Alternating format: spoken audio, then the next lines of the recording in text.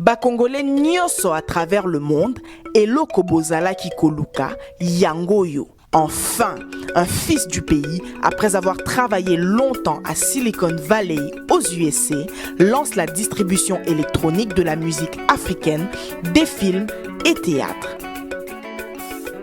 Ce service est appelé afronote.com. Vous êtes un musicien, acteur de cinéma, ceci est un moyen facile de faire de l'argent en commercialisant votre travail d'une manière transparente et sûre. Quelle est la particularité de ce service? Afronote.com est 100% anti-piratage, paiement 100% sécurisé, utilisation simplifiée, adaptée à la réalité de la musique africaine.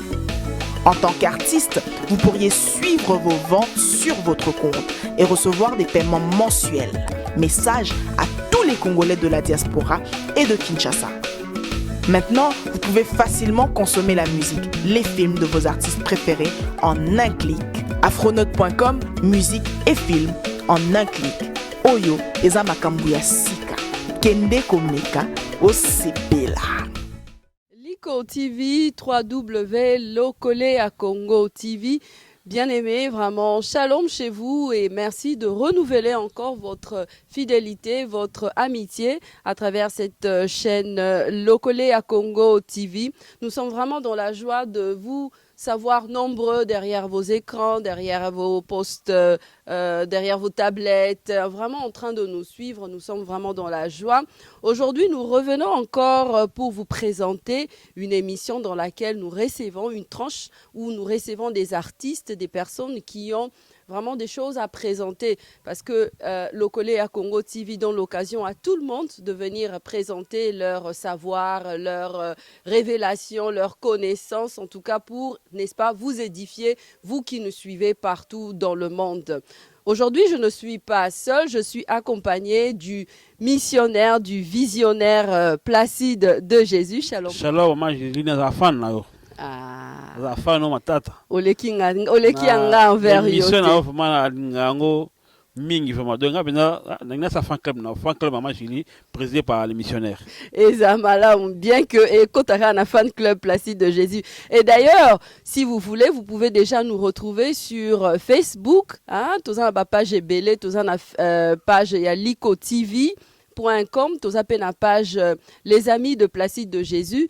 Bah oh baza déjà ba fan club nga ba osala mais ya yeza déjà. Donc si vous voulez, allez sur Facebook pour nous rencontrer.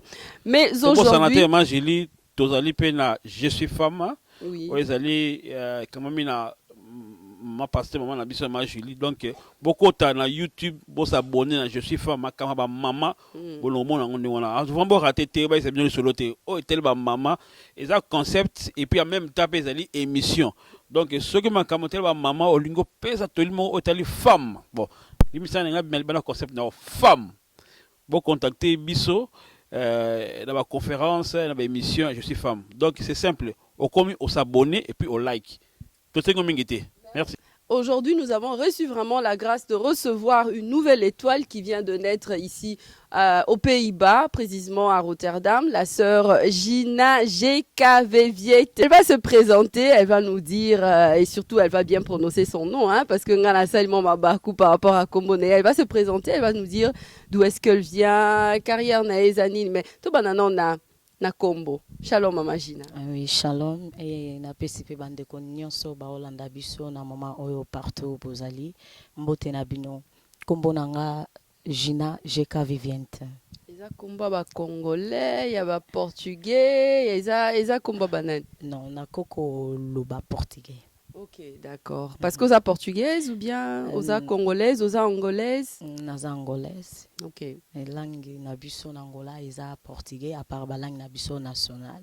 Mais portugais eza comme langue oyo eza ke moto nyonso oui officiel o moto nyonso akoko loba. Ah, déjà, il faut le dire vraiment, eza comme moi Kito quoi. Merci beaucoup. Ok. Alors, dites-nous, au Sangoni Yamala mon meme bisolelo.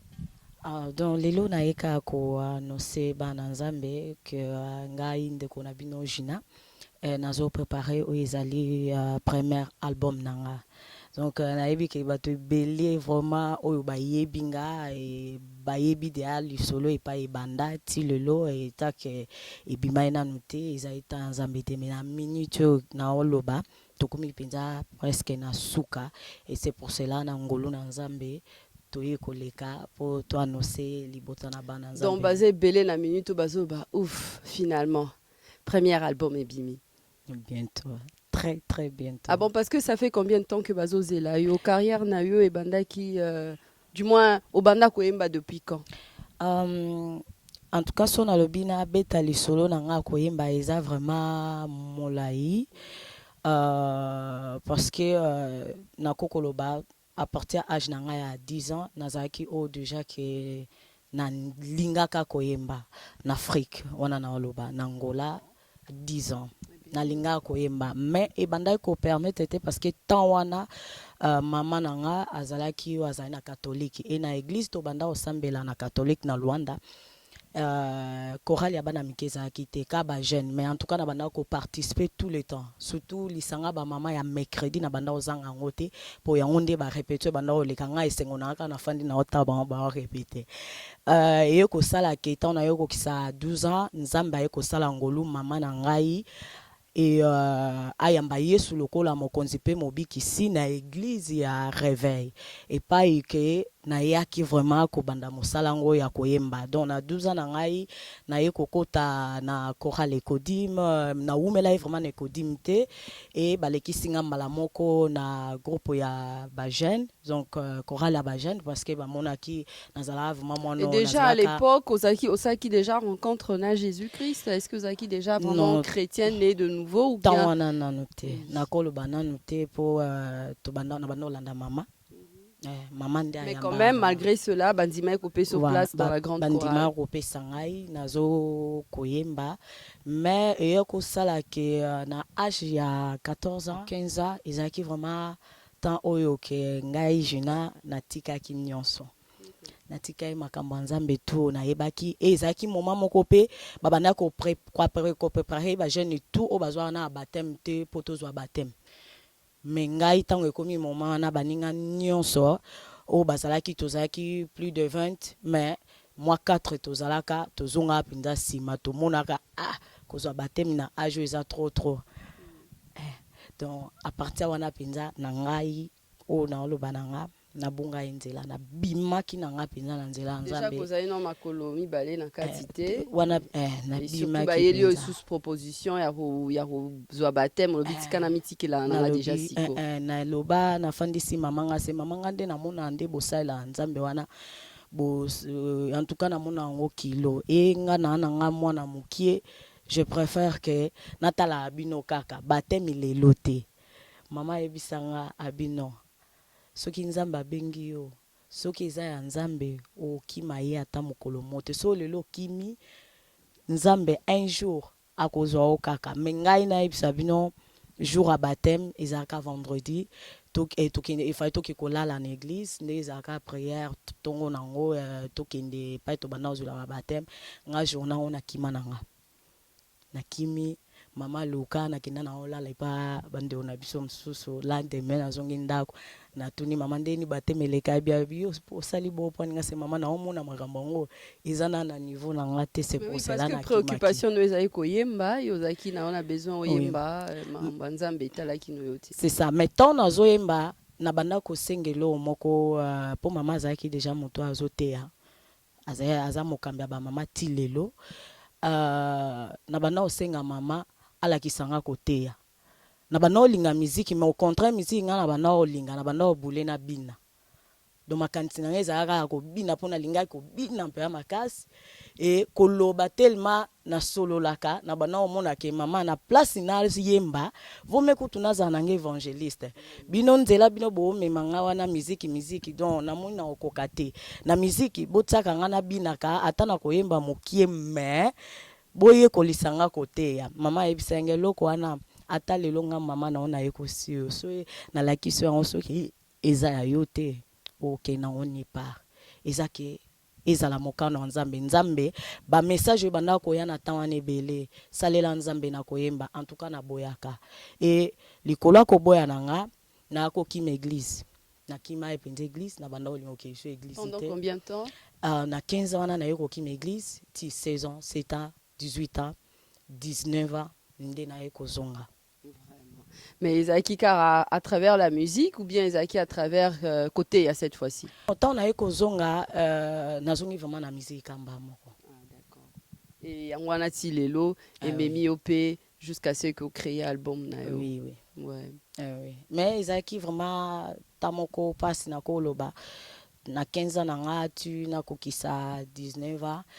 Likolo akoboya losambo likolo akoboya nzela nzambe mwana vraiment na mesana kina makambo nzambe banda moke na ngati na ajwana et na tawana nga na bimaki na moni pe makambo nanga po na landa pe OK na kokoloba na ajo na zana on mineur na landa pe lo yenga mokili makasi et makasi soki lelo na fandi boye par exemple na lo ba titre album liloba na yo et bongolanga to et bongolinga vraiment liloba nzambe. Okay. Mais c'est en quel moment na vie na yo nde ozwa qui vraiment décision que sikoyo il faut vraiment na banda carrière musicale proprement dit OK à travers musique nanga na bando te ya pe ba tout c'est en quel moment dans na koloba 2000 fin 2000 toye na koloba tolongo Afrique toye Europe ça là qui dû à quoi elo nini ça qui ke la musayo po banda omona ba musicien belé bazo pouf pa fuka bazo koma na bambongo lobi ale ngape de toutes les façons na don na tikanga pe na landa non soki pona ngo vraiment mais na fandi so pesa la peut-être pona ngo je crois que ngai blessi na sala album kala vraiment peut-être 2005 2006 2007 album ekoka ko bima so na bina landa penza ba sentiment wana mais za pona ngo te pona zwa mokano ya kotelema lisu liboso bato na bana ko servir nzambe na musique ezwinga pe tant na zongeli lo sambo na zongeli nzela nzambe na zwa ki vraiment temps pendant 19 ans nanga ti 21 ans nanga nde na eko loba penza ke oui wana ezali losambo na nga moko tant basani na nzambe baoloba na ngai baopesa ba message na tika na yo tika ko forcer loko eza yo te même musique okoteya okopanza sango bato bazwa ba vision tozo mona yo ozo sa mosala musique ozo yemba likolo yaka salela nzambe mengai te menazaka so na leki na liboso na yemba chanson individuelle église nyonso babi yango yo fanda ka wana ozo sa nini mais côté a quand même côté rapper à part que la musique non côté anetsa boeso to kutani entre ngana yo likambo ezali na exhorter oui mais liboso ke nazela ki yango tant na kokiti 21 ans na moni ezo ya tenga c'est que vraiment makambo yo nga na forcer yango te et sala ki ngai moko vraiment nazwa mokano ya kota ba prière ko luka nzambe na kota ki mabondeli na ndenge na ngai na bondela nzambe na yoki mingi yango na ye nga na yo wana chambre na nga na fukama na loba nga na yo oyoka libondeli ya motema mwana gangi zate yokanga na ibike molimo santo na makokia ko capacité nga soki vraiment ezake ngana salelo na musique na lo yembo salanga ngolo wana molimo santo ne pesa nga capacité elongola ba doute wana elongola ba mabe wana to soni wana ya kozali boso bato na nzela lo yembo salanga pina na sa mosala na ondenge sengeli et à partir ya wana le même jour na sala prière zaka week-end vendredi samedi dimanche na on a ya na église et ça pardon que tout samedi na ya bona pona bana ko assister ba yembe mingi so ba osa répéter na église na ber option mais pas na biso so ba osa répéter na zaka ke funa yele na lobeloko donc ça boy sala boy et journée on est sala ke na ya répéter na yo kuta ba on ba répéter batalanga kaka babi oya banda o kamba musique kota loyembo abi ya jina pone o sala biso boy pass nga ese nini abi depo fanda ke o mona biso pe ande to sala me otiki nga se non na tikite nga se problème ni na tunaka problème ni ote to sa na biso adoration tout mais to sa pendant to na besoin louange mais nga loba non kaka nga ka louange oui louange ba mona le katan na sala louange wana e ko kende mobimba yangwana vraiment mais en tout cas otangel biso parcours na yo jusqu'à un moment ti yo kutana na bandeko ndenge ba invita ki yo ya kamba bango na louange pourtant tu ebi que na kati ya parcours hein papa Placide na kati ya parcours ya mutu nyonso azaka na besoin coach. Est-ce que Serge Nazaki na besoin coach na peut-être sokopé sa papa Placide micro ça la pon na likambo. Merci beaucoup maman Julie Yana comme président fan club nae. C'est vrai question na tout nongo ce Gina sort de micro par rapport à ya question na modèle ça là toujours banel va servir que modèle pendant musala aux ya ko servir Nzambe. Et d'abord avant de poser question on rappeler que Serge ngane bien kala yembaka et puis azali moi c'est musala Nzambe. À part je salue l'évangéliste Carlito Vango. Donc somo na zoko voler à la Pongo donc aiba matin en bal na ya tiango so wanzembo yo moni banzembo na kitoko mingi pa ayemba aza mwasi ya motei. Donc je salue aussi pasteur José oyo bolé ki na nzela pasteur José na ibaki Sergina azaki so za ko yemba en église bat bakolela bakolela. Je me rappelle encore na begino so ba bengaye na moi parce que tout ça qui moyembi moko c'est Marie Misamu so ayembi abi non associé na ye bilenge kokana voix maintenant ninga ma juste permettre ngai avant que api son modèle na ye etaki moyembi est-ce que akoki ko exception reconnaissance ya collègue na basala musala moko au mois passé atike biso est ça possible parce que balelaka moyembi na loyembo est-ce que akoko lela ndiko na été ce qui est comme ça possible. Maman Gilles de 3W Liko TV ba Congo iza na mwebele Congo sukali Congo elengi Congo ngai mais biso awa toza na lokole ya congotv.com donc esika boza bomi tu ezayete mais lelo to yambi Sergina awa na kati na Rotterdam lobi tozaki na mama Julia chiffre 4 la crèche valorisée atiki biso akomane na Belgique nzamba zwa lokumu mais lelo tozui étoile sikabotami awa Sergina. Alors c'est vrai amen.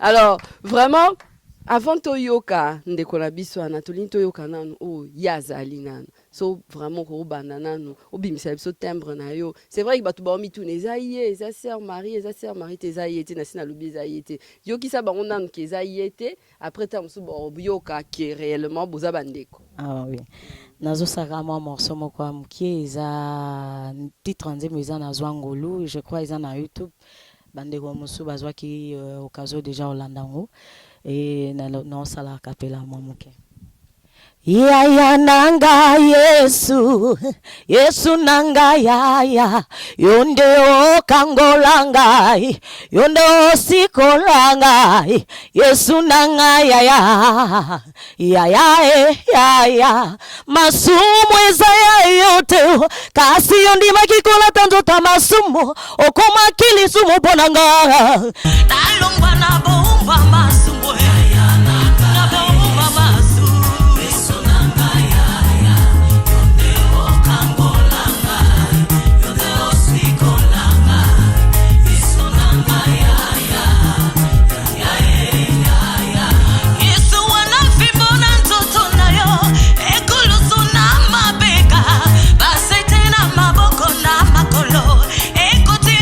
na moto wanaliko ngana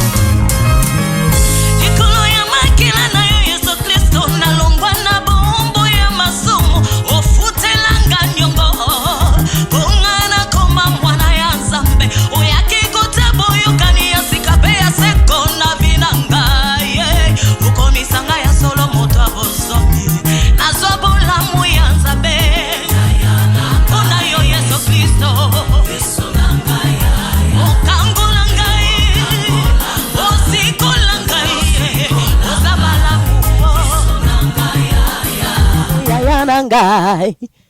Merci. Vraiment. Yaya Ngwelengi, netkare continuer car mes problèmes ezate. Tolinga nantoye bakasi. Siko modèle no azaki nani. Nakoloba tango na zwaki mokana oyemba.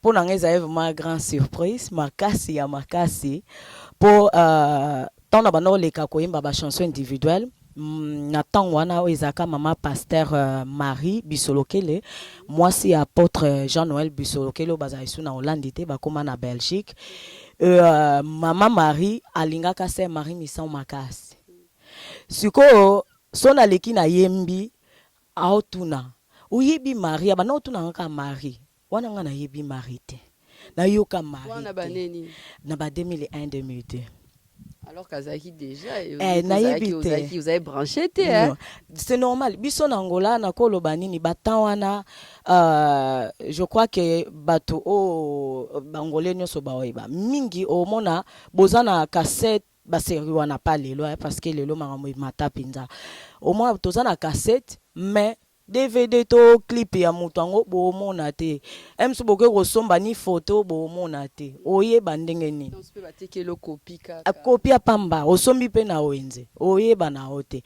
alors nga na tikala na Angola na tikala va koyoka ser marité ke non na ye penza na yoki na yembi te non mais koyemba na ngai na yemba pe nzembo marité pour que ma Marie oyo azala mama pasteur aloba nanga ke o boy nazoyemba nzembo na bana interpréter na yebi yango bien na yebaka ngo bien te wana temps wana pe na bana lo balingala na bien vraiment te na oyemba nzembo ya longola loboko na yo na litama depo ya susi ejali maladi pesa ye mikumba na yo epai na ye yende ajali akobikisa yo depo ya susi ejali Yesu mwana Nzambe loboko na litama ya nini Nzambe ajali aluna nzembo oyoyo na yebaka ngo na Afrique na église pas to bando prier pour bandeko bazaba bando beta misiba bando yemba mingi na yebaka mwa parti so na zaka so na yoki posa yemba na lekin na ke yemba nzembo na so na yemba nzembo mama Maria lobi mwana omuna akosa ne biso mona zane congolais 100% akosa na yebiso ngunda kaka mais jo azoko occasion to solo la vraiment a efandisi ngabi mwana ngaloba na yo ngai na mama na otika kufundo te oya dema convaincu ko za le ka ser Marie na otika kofunda yo te na ibike mboga mopaya abano tinenga bana tuna ngai ezwa penza ta ora dimanche wana aye temanga pe mingi tawana penza moi bomoto penza zala makasi en même temps zaki déjà na modèle na yo na tawana no azalate azalate donc c'est bando bima vraiment ezo bima mais tawa yo ofanta bi nanda kuna esiko aibisinga yaka nazana sermon na linga makasi soki na oyo ko oyemba na yebite namona aka kondeko za ndeko na ye pona oyo ka mwa voix moko ezo oyebi nga sete atelanga nzembo CD ya Sœur Marie ka seta pamba kaka na yoka tono oyo ka voix sœur nga se mama poni osala ba black bo voix makasi bo sero ndenga oyemba nga pe na yemba bon na même écoute na niveau na établi na lubite ko za na niveau na mais so ozo yemba nazo yoke loko wana salela ka Nzambe okomona même et les cas après moi 2 mois tozwaka responsable moso wa muziki papa Roger pasteur na pesembote pa koma na Belgique yende tangwa ya yokanga telma ya banda olinga frère de baba mingi abanda yoka Sœur Marie mingi tangwa yokanga lobi mais pino mwana obotika ebo epoani wana obeta epelo wana en même moment okoma déjà koyeba Sœur Marie Misamo nanu pete donde na yoka na mama wana na mama Marie etikala wana pona banga ko mema sedenga se na mema te pona ki travailler pona omona ngo ezaki vraiment makasi nzembo nini nya liboso oyo o maîtrise ki penza c'est ce mois wana yaki nako 6 mois lisolo muke ya papa Roger yende mutaye kozwa ba CD ya Marie tango ayokanga abenganga ebisinga na oke kosala ba kopia banzembo na ko travailler yango okosala yango wana to okende fin ya 2002 na kende na ndaku nazwa apesanga après dimanche apesanga izaka na 7 chansons nakende na yoki heureusement ndeko moko Guilain Bello abanda obeta sente ye vraiment mutaya ko tanga pinza kilo alobi no jino okokango etant na yoka ye pe abeta esunga vraiment banzembo bapesanga mokeli nanga mikanda kitalatala Seigneur et je crois na banzembo musuna bosani et nazwaka nyonso wana en tout cas na répétaka nyonso mbala mona une semaine ka pamba na kangiango et tanto ya na répétition na beta répétition mobimezalaka na yimbaka mikanda mitano ya Moïse tikelaki biso ana bana Israeli bakota na likabo na Nzambe pona kokota na mboka nelaka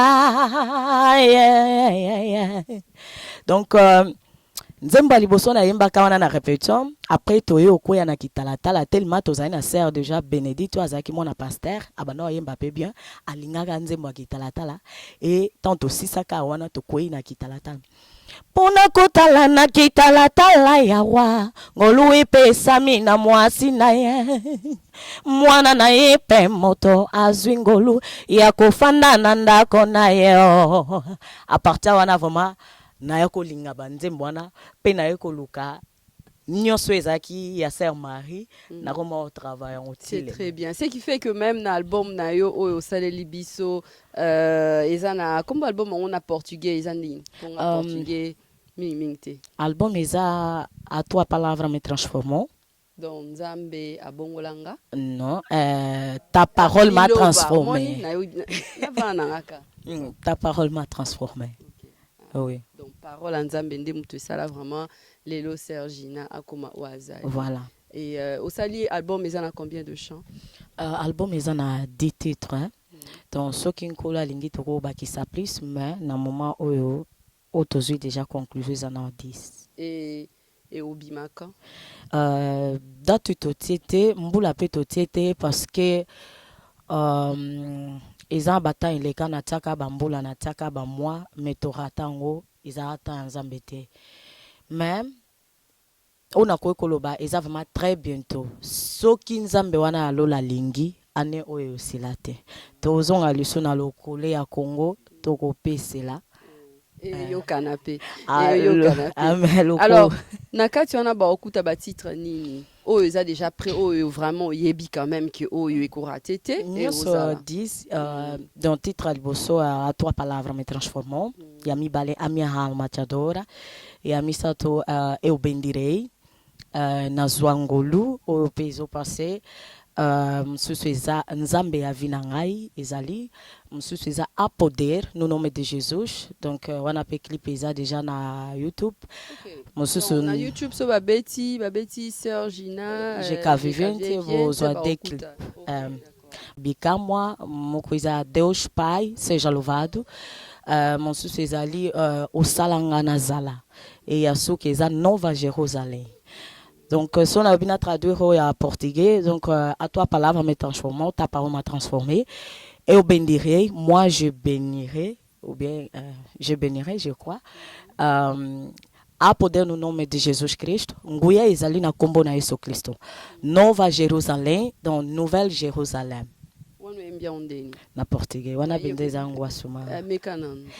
Eu quero viver em Nova Jerusalém, aonde está o meu Senhor. Oh, em Nova Jerusalém, em Nova, lá eu vou. Oh. Nova Jerusalém, em Nova Terra, cidade santa, o Senhor preparou para aqueles que vão obedecer os mandamentos. Lá não haverá mais guerra. Lá não haverá mais sofrimento, nem a tristeza, nem a violência.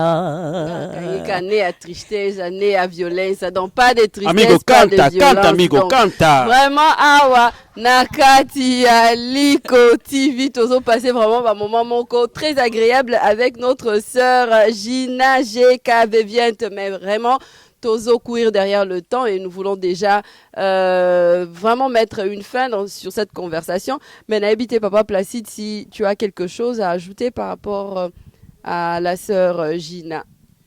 Il y a un message clé. Ce que liteya album nao message clé au tei batu nini anemo message album nao.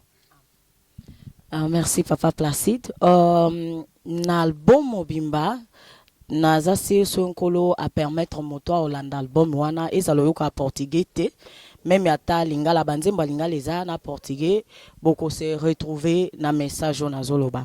Titre album eza ta parole m'a transformé, à toi parole me transformé. Donc na lobeli liloba ya Nzambe. Nini o liloba ya Nzambe ko sala na vie ya moto. Moto ayebi ngai banda bo mwana même en Europe soka kutani nanga aloba penza c'est vrai bato babongwanaka ngai naza oyo ke lelo nazotatola liloba Nzambe wana eza na nguya. Nzambe apesi biso Bible ka ate maloba na ye ka ate po e sala biso so ndenge nini elakisa biso bomototo nini mais Nzambe apesi biso liloba na ye po et transformer vraiment ma vie na biso. Et c'est ça yangwana na lobi ke à toi palabra me transformer soto tangi makomi ezo talisa biso Bible et koko enseigner biso Bible et koko lakisa biso o ezali ba défaut na biso Bible eza kitala tala soto tali Bible wana totali makomi ezo lakisa masumu na biso mabe ezalaki kati na biso pe bolamu ya Nzambe wana o ayeko sala po na biso alotant to tala ba mabe na biso to talo Nzamba salaki soko simba mina malobana oloba penza ke non Nzambe wana za bien tika na landa Nzambe wana. Alors Bible malobana Nzambe ezana nguya po epesanga kaka bozwi ya sena moite mais po epesanga bozwi ya lola wana. Donc ya ona lobi liloba ekoko bongola yo na ndenge nyonso. En tout cas, Liloba, la parole de Dieu, est vraiment to kangamana Liloba na eko bongo la biso. Tel est le message de notre sœur Gina G.K. Viviente. Alors, ma sœur Gina, toni déjà te remercier pour nandenge webaki na koleka awa na lokole à Congo TV. Qui vraiment te passer vraiment un moment agréable et j'espère que vous aussi sur la 3xW Lico TV vous avez vraiment été content de nous suivre pour ce Tolingito Tika Bino et Tosenga la sœur Gina en mémoire de notre sœur Marie Misamu wa Ebina Otika Biso il y a pas très longtemps abete la biso mo akapela ya oh ngayo yo nazali reconnaissant. Nzambe aza malamu naliaka na lobelo moko pona liwa sœur Marie je crois que était biso vraiment ebele et na osenga pona mwana na ye oyo tikali rit vraiment zala makasi ozayo moko te Nzambe azali bato bako ozali ebele mais o aleki Nzambe azate tingama na Nzambe wana akosala o bien na ko interpréter moi la reconnaissance. Kusikanga tipo nazana Biblia na maboko esika nyonso na kokende komoya Nzambe na monoko na ngayo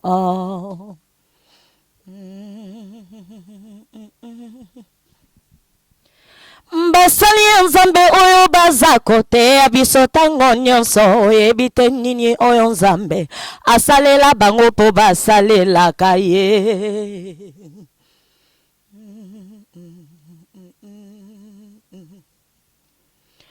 okomona ngai tango nyonso na nzela kaka ya eglise oyebite nini oyo Nzambe asalela ngai po nakendaka eglise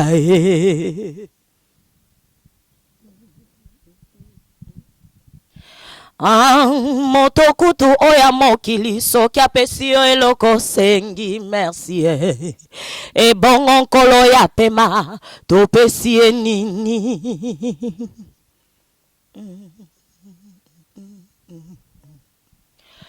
okomona ngai tango nyonso naza kokombola eglise oyebite nini oyo Nzambe asalela ngai po nasalelaka ye Angayo nazali reconnaissante makambo asalela ngai ya minene papoyo nauti na libulu ya masumu abimisi ngayo esika nazalaki ya liwe abimisi ngayo mikolo na ngai ako vivre komakinde ya kota ngai bongi na ngai na butu kaka bandoto amabe nani akopesa ngaloboko moto na oyaye na kanisa kilibota nange kosunga nge pesa kinga moko na simba kimoto na kolelanga paselekela kinga yonza boyo. Merci beaucoup, Tozali, vraiment reconnaissante envers toi, sœur Gina. Vraiment, Sorokolo Bamon de la fin pour toi bana ko clôturer émission. Ya liboso na pesi vraiment nzambe oyo akela biso merci na ngolo asali biso vraiment et nazoko pesa iso merci et pas papa Placide moko président ya Lokole ya Congo TV, voilà, et maman Julie. En tout cas, merci vraiment. Kola pambola bino et na bosanité nazako pesa lisusu mbote pe merci na mobile nanga ezali frère Carlito et na bana nanga nyonso. Nazako pesa mbote na basai na nzambe nyonso e na église mobimba ya vie nouvelle na Berhopsom oyezo kambama papa José Boleki pe na bandeko nyonso pe na bosanité papa Soba Pedro na kati ya Bruxelles na mama Wiki Soba na pesi bino ba mbote ebele pe libota mobimba ya Goshen Tabernacle mbote na bino. Merci. Vraiment, merci à l'église Foi Audacieuse Internationale ici à Rotterdam. Merci au pasteur José Okoko. Merci à toi, Carlos Kalouza, Misapia Pembe, Nzamba Pambolayo. Merci aux missionnaires, aux visionnaires Placide de Jésus. Quant à moi, je vous fixe un prochain rendez-vous pour très bientôt. Restez fidèles et branchés sur licotv.com.